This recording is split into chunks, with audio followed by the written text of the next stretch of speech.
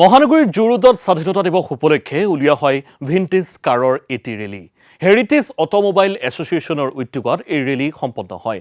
ৰেলীত অংশগ্ৰহণ কৰে কেইবাখনো পুৰণি বাহনে। মহানগৰবাসীক সজাগ কৰাৰ উদ্দেশ্যে এইদৰে উলিওৱা হয় ৰেলীটো। শ্ৰদ্ধাঞ্জলি উৰণ সেতুৰ সন্মুখৰ পৰা চানমাৰী হৈ GS ৰোডলৈ উলিওৱা হয় এই ৰেলীটো। সতীৰ্থ সাংবাদিক ৰূপম দলৈয়ে সেই মুহূৰ্তৰ পৰিৱেশটো ধৰি ৰখাৰ যত্ন কৰিছিল আৰু এই মুহূৰ্তত প্ৰতিদিন টাইমৰ দৰ্শকসকলক সেই পৰিৱেশটো দেখুৱাব বিচাৰিম। হয় নিশ্চয়কৈ চাওক এইখিনি মুহূৰ্তত মই জু ৰোডত উপস্থিত আছোঁ আৰু জু ৰোডত দেখিবলৈ পোৱা গৈছে হেৰিটেজ অটোমোবাইল এছ'চিয়েশ্যনৰ উদ্যোগত পুৰণি যিসমূহ কাৰ আছে পুৰণি যিসমূহ বাহন আছে সেই বাহনসমূহেৰে এইখিনি মুহূৰ্তত ৰেলী কৰা দেখিবলৈ পোৱা গৈছে।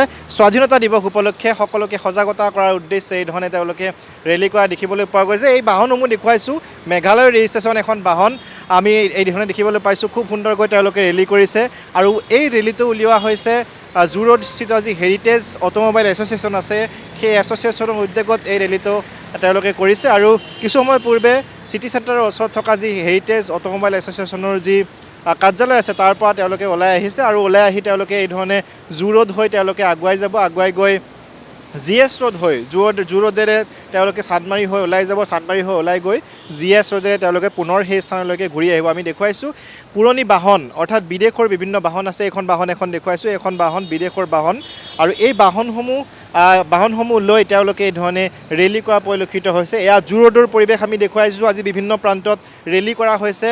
সমান্তৰালভাৱে জু ৰোডতো এই যি হেৰিটেজ অটোমোবাইল আৰু এছ'চিয়েশ্যন এয়া আছিল সেই পৰিৱেশটো।